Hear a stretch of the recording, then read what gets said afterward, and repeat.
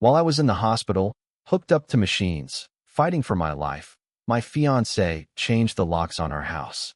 Not even a phone call. Not even a visit. Just silence. Until a message popped up on a group chat she didn't know I'd see. It said, "He will not come back. The house belongs to us now." That was the moment I realized I hadn't just been abandoned. I'd been replaced. But I didn't scream. I didn't break down. I recovered quietly. And when I came back, I didn't come back for her. I came back for everything she thought she'd stolen. What happened next was rather unexpected. I will tell you everything. First, let me thank you for your continuous support. If you love stories like this one, support us by subscribing to this channel and comment where you are watching us from. It will be great to hear from you. Now let's jump into the details of what happened. I used to think the scariest moment of my life would be lying in a hospital bed, not knowing if I'd ever walk again. But the truth is, that wasn't the moment that broke me. What shattered me came later. After I healed, after I stood back up, after I knocked on my own front door and found out I no longer had a home. But let me rewind. I was 31, engaged to a woman I thought I knew inside and out. Her name was Vanessa. Charismatic, sharp, good with people, and always 2 steps ahead in any conversation. We met at a friend's birthday dinner 2 years before, and honestly, she was magnetic. I was never the type to fall fast. Careful, cautious, observant, that was more my lane. But she had this way of leaning in when you talked, like every word you said mattered. And for a guy who usually kept his thoughts to himself, that was dangerous. 6 months after we met, she moved in. I didn't even question it. I owned the house, left to me by my uncle, and the space felt too big, too quiet. She made it feel lived in. Plants in the windows, music in the kitchen, her humming as she folded laundry. It was nice, comforting, domestic in a way I'd never had before. And then her brother, Marcus, hit a rough patch. Lost his job, couldn't make rent. She asked if he could crash with us for just a few weeks. That few weeks turned into 4 months, then 8. But I kept telling myself, this is what family does. You make room. You help each other out. And I figured, well, if I was going to marry Vanessa, I might as well get used to having Marcus around too. I didn't know it then, but they were already planning their next move. I collapsed on a Thursday afternoon. It started as a fever. Nothing dramatic. I thought it was the flu. I took a sick day from work, drank fluids, slept it off. By the 3rd day, I couldn't stand. The room spun every time I sat up. Vanessa wasn't home when it got worse. She was out with Marcus running errands. I remember crawling to the bathroom, trying to reach my phone on the counter. My fingers brushed it, and I barely managed to call 911 before I passed out. Sepsis. That's what the doctors said. An infection that spread too fast. They told me if I'd waited another hour, I might not have made it. I spent the next 12 days in ICU. Those first few nights were a blur of needles, machines, and beeping monitors. I remember drifting in and out, trying to make sense of what was happening. I'd open my eyes, see blurry figures, hear nurses saying things I didn't understand. But even through the haze, I kept looking toward the door, expecting to see Vanessa's face. Waiting for her to rush in, clutch my hand, cry into my chest like they do in movies. But she didn't come. Not the first night. Not the second. Not the third. I told myself she must have been scared. Maybe she didn't know how bad it was. Maybe she thought I needed rest. Maybe she was checking on Marcus. Excuses. I gave her so many excuses in that hospital bed. I texted her, weakly, hands trembling. Still in ICU. Can't talk much. Come by when you can. No reply. I tried again the next day. And the next. Eventually, I stopped trying. Something in me, the part of me that always wanted to believe the best, started to curl in on itself. Like a burned page folding into ash. Something wasn't right. I didn't want to believe it yet. But the silence was louder than anything. Day 13. I finally got moved to a regular room. Still weak, but talking more. Eating. Healing. A nurse came in, young, maybe early 20s, and asked if there was someone she could call to help get my house keys. I blinked. What do you mean? She hesitated. It's just, normally we'd reach out to a spouse or close contact to arrange post-discharge care, but no one's listed. Has your partner been by? My chest tightened. No, I said slowly. She? She's probably busy. Work. Things at home. The nurse looked down, nodded politely. But her face gave something away. That gentle look people wear when they know you're lying to yourself. I was discharged on a Wednesday. I didn't tell anyone I was coming home. I wanted to see for myself. Maybe I was just being paranoid. Maybe there was a perfectly good reason. I stepped out of the cab, still limping slightly. My house stood there like a stranger. Same siding, same roof, same oak tree out front, but it looked colder. Like the windows were watching me. I reached into my bag, pulled out my keys, and walked up the front steps. I slid the key into the lock. It didn't turn. I tried again. Slower. Nothing. I stood there for a second, frozen. Then I tried the second key. The spare. The one I never used. Same result. My hands went numb. My mouth went dry. I knocked, lightly at first, then harder. I rang the doorbell. No answer. I pulled out my phone and dialed Vanessa. Straight to voicemail. I called again. Nothing. Finally, on the fourth call, I heard a familiar sound through the door, her ringtone. It was playing from inside. She was in there. Or Marcus was. Someone was. I knocked again louder. Fist against wood. Vanessa, I shouted. It's me. Open up. Silence. The house stared back. I didn't go to a hotel. I didn't go to a shelter. I went to the only person I knew who would believe me before I even said a word, my friend Jordan. He opened the door, saw my face, and without asking a thing, just said, "What did she do?" I sat on his couch and told him everything, or tried to. Words got stuck in my throat. Anger fought with disbelief. Shame mixed with heartbreak. And that's when he showed me the text. Apparently, Vanessa had sent a message to their old group chat. It was supposed to go to Marcus privately. But she'd slipped. Jordan was still in that group. It said, "He will not come back. The house belongs to us now." 12 words. That was all it took to burn down 2 years of trust. I read it once. Then again. Then a third time, like my eyes had stopped working. She knew. I whispered. She knew I might not make it. And she planned for it. Jordan didn't say anything. He just put his hand on my shoulder. Then my phone lit up with a new message. From her. Find your own way. No, glad you're alive. No, I'm sorry. Just 5 words that cut deeper than the infection ever had. I stared at the screen, shaking. Not because I was scared. Not anymore. I was done hoping. Done begging. She said find your own way. I found one. And I was just getting started. I spent that first night on Jordan's couch staring at the ceiling, but it wasn't because I couldn't sleep. It was because I didn't want to. I didn't want to close my eyes and see Vanessa's face. I didn't want to dream about the way she used to sit on our porch swing with her legs crossed under her, sipping tea like she owned peace itself. I didn't want to picture her walking barefoot through my kitchen while I lay in a hospital bed fighting for my life. She knew. That's what kept me awake. She knew how bad it was. She just didn't care. Actually, no, that's not fair. She did care. But not about me. She cared about the house. The assets. The things she could keep if I didn't make it back. And when I did make it back, she locked me out like I was the ghost. I woke up the next morning with a strange calm over me. The kind of calm that doesn't come from peace, but from direction. Purpose. I sat up, drank the black coffee Jordan left for me on the side table, and made a list. Not a metaphorical list. A real one. Legal documents. Property records. Utility bills. Bank account access. I was still weak, still sore in the ribs and lower back, but my mind? My mind was sharpening like a blade. I wasn't going to scream. I wasn't going to break in or bang on the windows like a maniac. I was going to walk back into my life the same way I built it. Carefully, step by step, with every receipt in hand.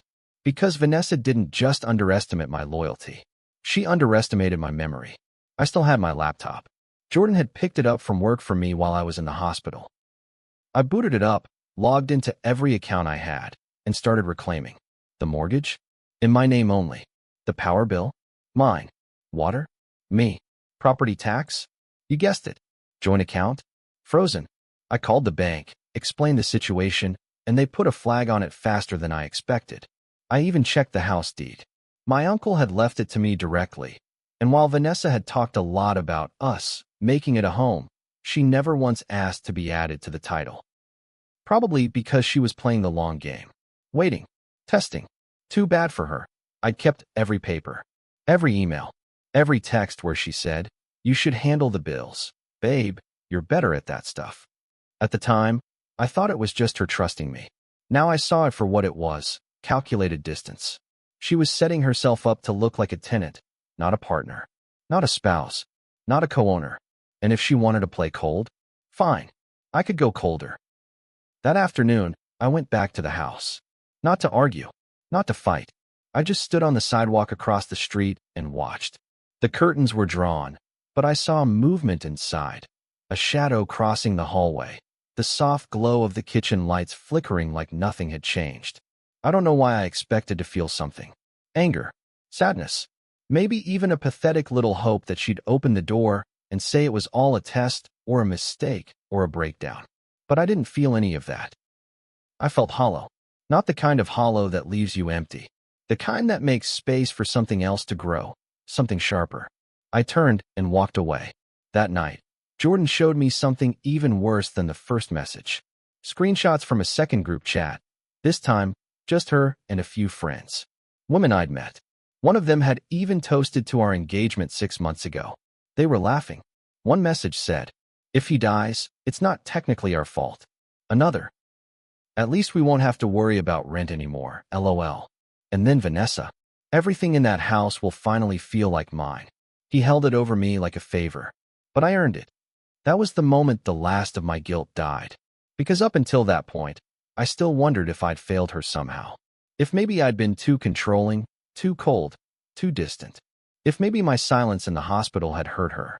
If maybe she was grieving, in her own twisted way, and just didn't know how to say it. But that was joy. That was triumph. That was premeditated. I didn't confront her. I went to a lawyer. Miss Halliday was sharp, efficient, and didn't blink once when I told her the story. She sat back, interlocked her fingers, and said, "Sounds like you have every legal right to reclaim your property and remove the occupants. We just need to do it by the book." I signed papers that day. An official notice to vacate was drafted. A timeline. Proof of ownership. Documentation. Everything in black and white. We mailed it. We emailed it. We even hand-delivered it to the front door with a process server. And still, not a single word from Vanessa. Until the next day, I was sitting at Jordan's kitchen table, eating toast and updating my HR rep about my medical leave when my phone buzzed. "Vanessa," the message read, "So now you're taking me to court? After everything we've been through?" I stared at it for a long time. Then came the second message. "You weren't supposed to see that text." I was scared. I didn't know if you'd survive. Marcus and I needed to protect ourselves. Protect themselves. Like I was the threat. Like I was the invader. Like they didn't change the locks before the doctors even removed my 4-drip. I didn't reply. I just let the silence sit. Because here's what people like Vanessa don't understand. When someone quiet finally stops explaining themselves, you should run. A few days later, she finally called. I let it ring. Then she tried again. I picked up. Her voice was light, too light. Like we were mid-conversation from a week ago.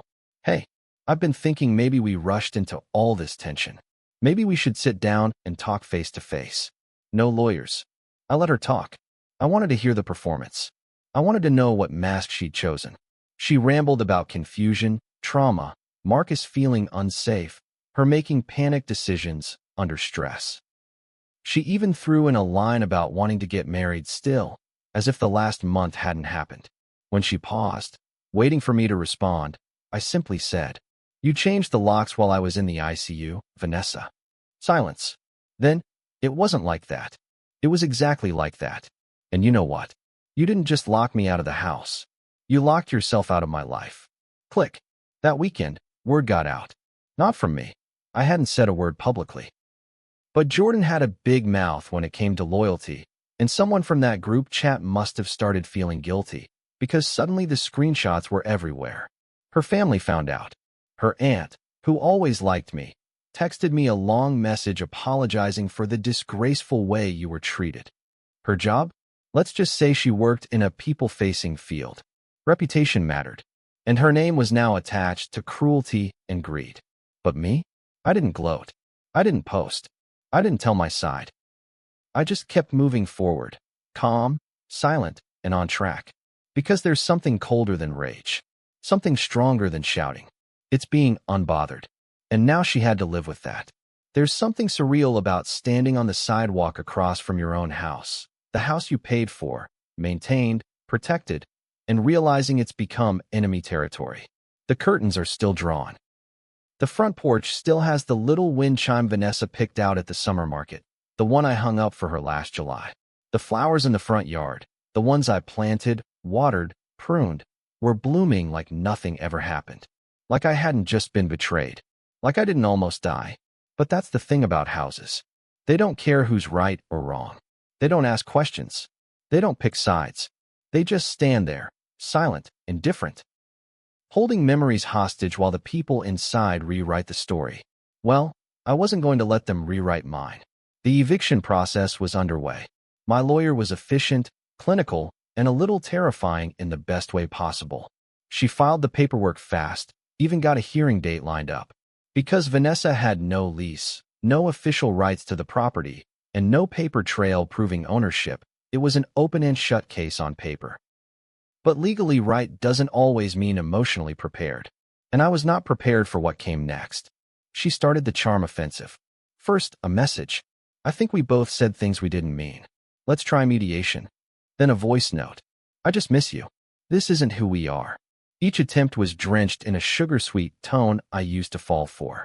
But now it sounded like someone trying to put a fire out with perfume. I didn't respond.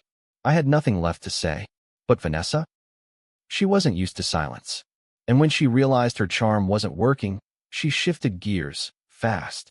One morning, I got a call from a mutual friend. Amy, have you seen Vanessa's post? No. What? She hesitated. You might want to check before it gets worse. I opened the app. There it was, a carefully worded, painfully manipulative post. Sometimes the people who promise to protect you the most are the ones who abandon you when things get hard. Please remember to love people through their flaws. Some of us are just trying to heal.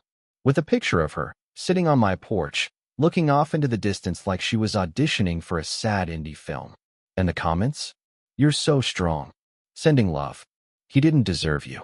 She was playing the victim, painting me as the monster who left her.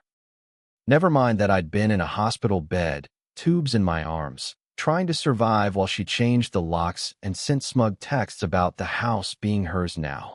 I didn't comment, didn't argue, didn't explain. I screenshotted everything, forwarded it to my lawyer, and that's when I stopped watching from across the street. I filed a request for a police escort to retrieve my remaining property. It was granted. And on the day of the visit, I stood on my own porch, flanked by two uniformed officers, holding a set of legal documents that declared, without question, that I was the owner of this home. Vanessa opened the door like she'd been waiting for an apology. Instead, she got served. She tried to smile. We don't have to do this like strangers. One of the officers replied before I could. Ma'am, please remain calm. He has the legal right to be here. Her smile slipped, but she stepped aside. The air inside the house hit me like a punch. It was different, colder, lived in but unloved. Like a hotel that someone stayed in too long. She'd moved things around. Pictures of us. Gone. Replaced by candles, crystals, and vague inspirational quotes printed on driftwood. I walked straight to the hallway closet, opened it, and saw my safe box still sitting there. I took it. Then to the bedroom, our old room. My documents, my passport, my birth certificate, all right where I'd left them. She followed me. You're just going to pretend none of this mattered? I didn't look at her. I kept packing. I took care of you, she continued. I kept this house running while you were gone. You don't get to erase that. I turned, finally. Calm. Steady. You locked me out while I was in the hospital. You didn't take care of me. You replaced me. Her eyes burned. But she didn't speak again. I finished packing, signed the officer's form, and left. I didn't take much, just what was mine. Just what mattered. But I made sure she saw it in my eyes. This wasn't about moving out. This was about moving on. The next part of my revenge didn't come through the court system. It came from silence, the kind that lets other people draw their own conclusions. I didn't expose Vanessa. I didn't post screenshots. I didn't tell my side.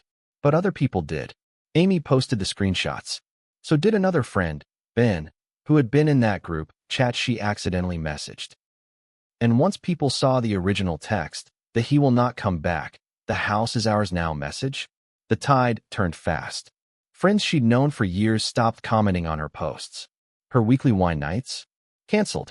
Even her brother Marcus disappeared, and I found out later it was because she kicked him out after I took back control of the house. Apparently, betrayal is only fun when you're the one benefiting. Meanwhile, I filed a motion to recover financial losses. Mortgage payments made during my hospitalization.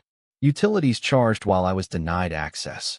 Damages to the interior from unauthorized changes. I didn't expect to win all of it, but I wanted a record. I wanted it in writing.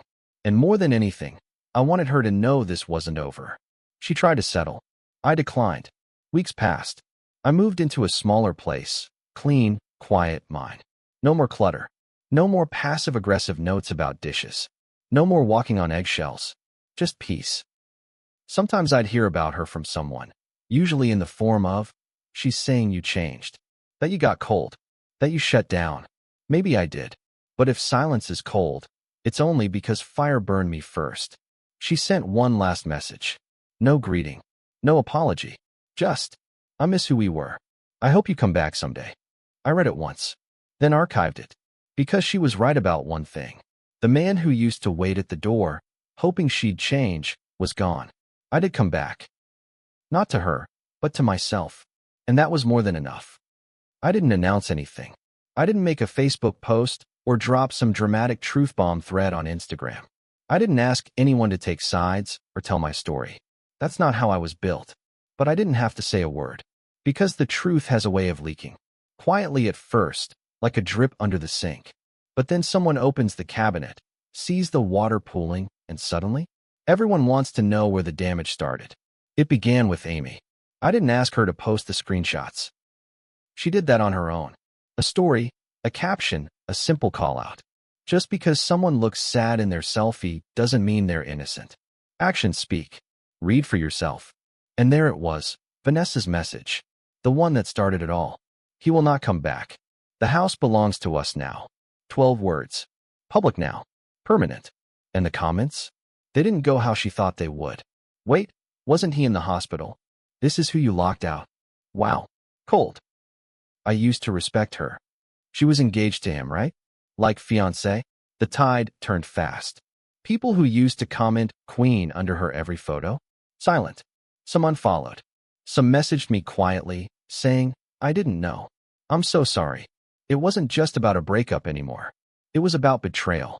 And when betrayal gets exposed, nobody wants to stand next to the one holding the knife. She tried to do damage control. I saw the posts, the thinly veiled he said/she said rants. You can love someone and still outgrow them. Sometimes people abandon you in your lowest moments and rewrite the story to look like the victim. I never said I was perfect, but I didn't deserve this. Each post more desperate than the last. Each caption a little longer, a little shakier. The girl who once carefully curated every photo to look serene and untouchable was unraveling in 1080p. But the worst part for her? I wasn't saying anything back. Because while she was busy trying to reclaim her image, I was too busy living my life. My new place was small, but clean. It smelled like fresh paint and new beginnings. No ghosts, no games, no unspoken tension pulsing under the surface.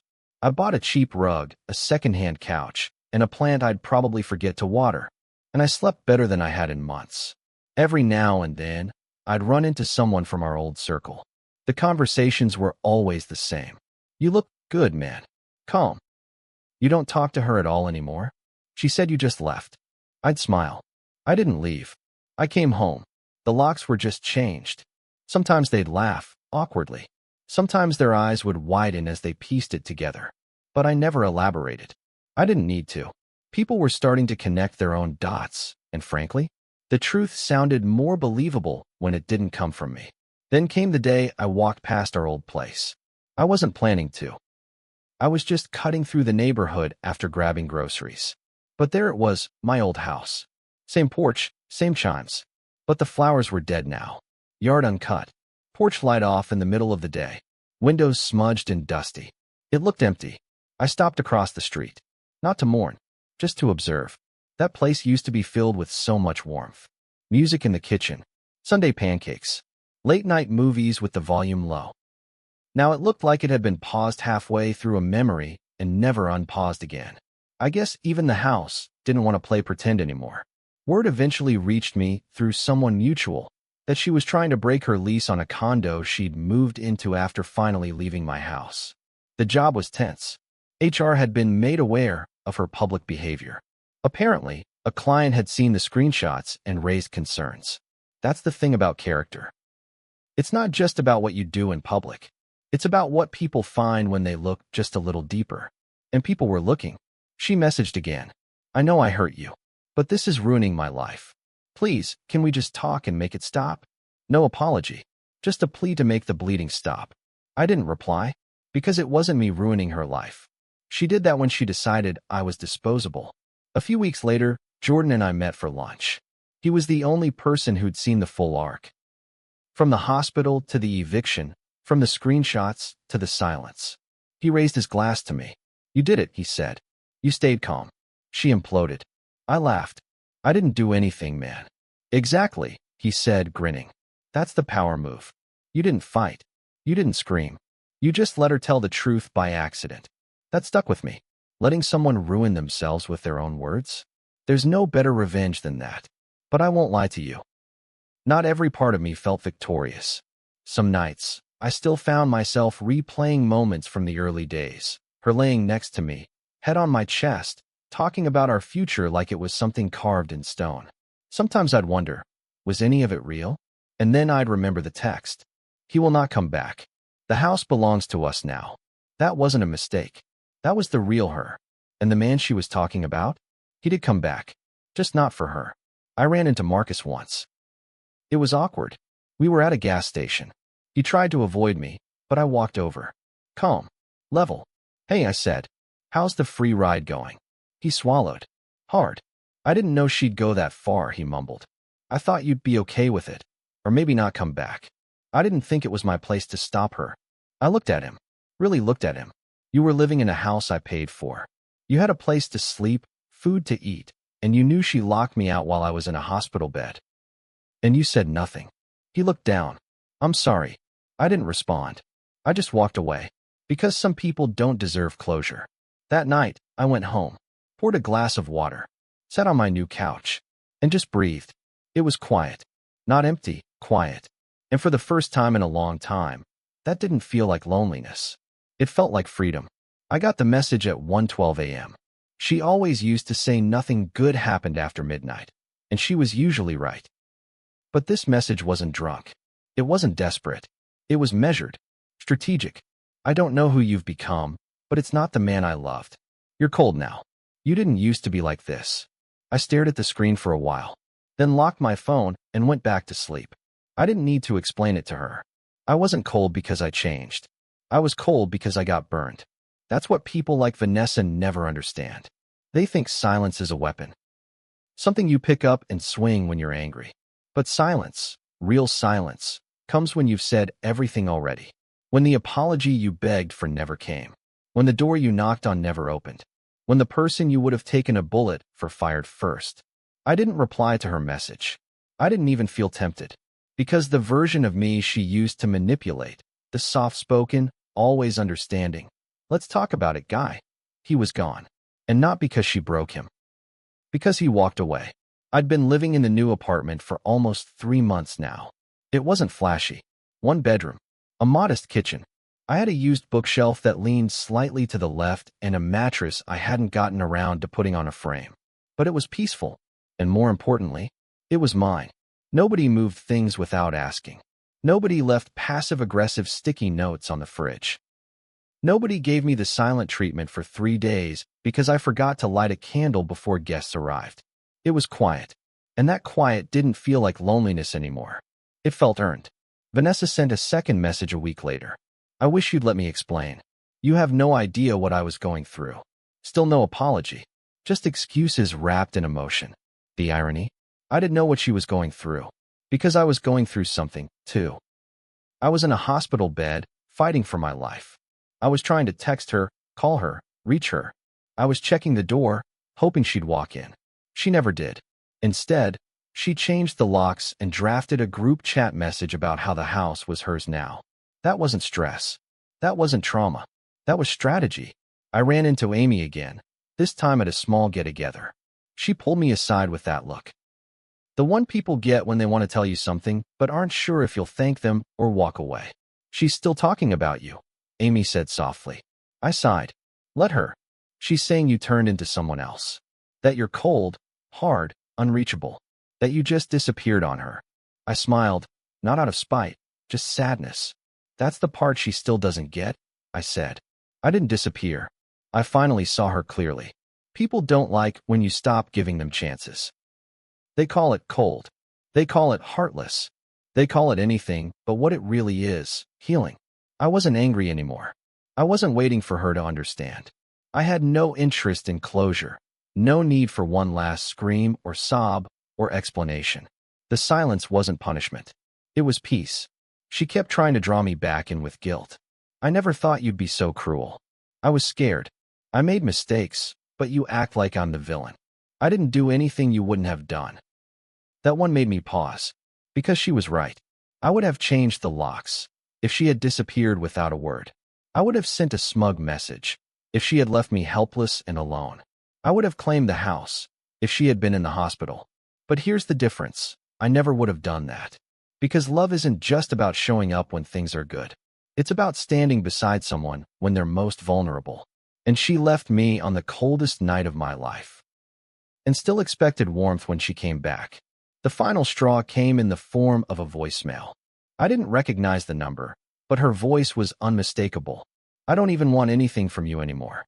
I just want you to acknowledge that you changed, that I didn't deserve this level of erasure. You wiped me out like I never existed. Erasure. That word stuck with me, because for the first time, I saw the full irony of it. She erased me first. From the house. From the plans. From the life we were building together. And all I ever did, was follow her lead. I left her one message. Just one. Not to explain. Not to apologize. To remind. You said find your own way. So I did. She didn't reply. And that silence? That was the moment I knew it was really over.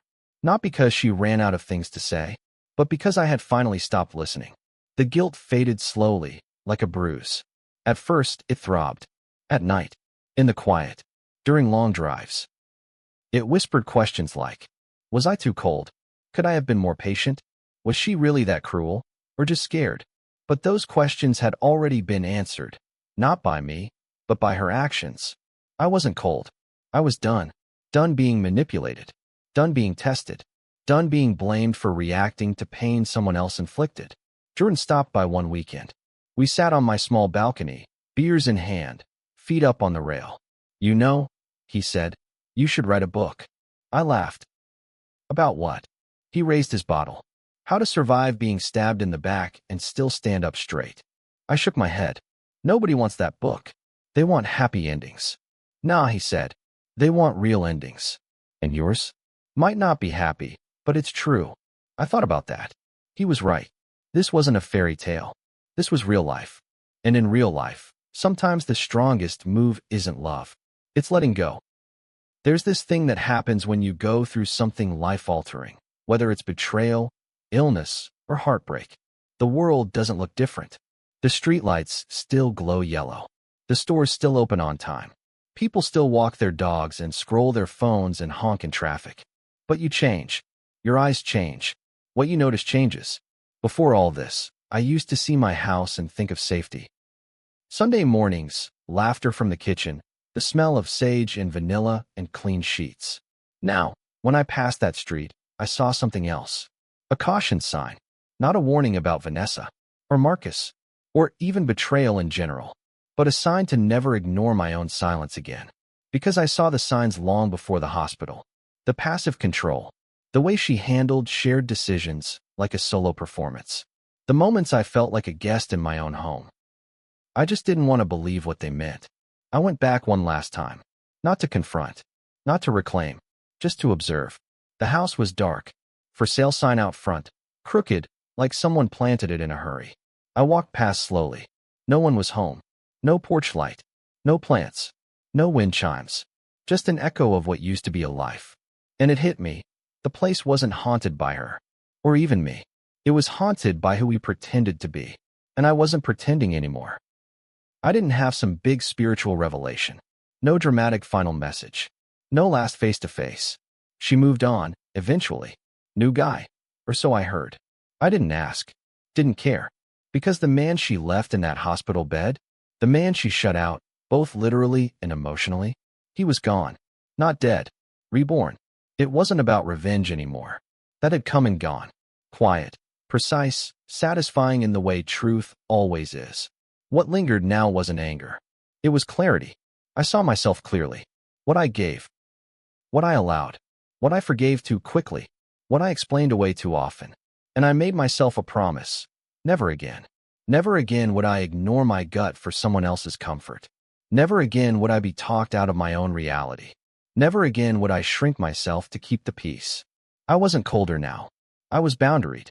And boundaries aren't walls, they're doors. They don't keep love out. They keep damage out. There's a peace in knowing you handled it right. Not perfect, just right. You didn't scream. You didn't slash tires or post rants or weaponize your pain. You took the hit. You staggered. Then you stood up and walked away. Head high, truth in hand. And that walk?